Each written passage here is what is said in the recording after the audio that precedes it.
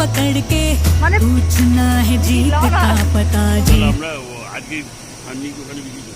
তোমাকে না আমি দেবো হাত ছাসে, তোমার শাশুড়িকে বলে তোমাকে না মাসে 2টো করে করাবো আমি।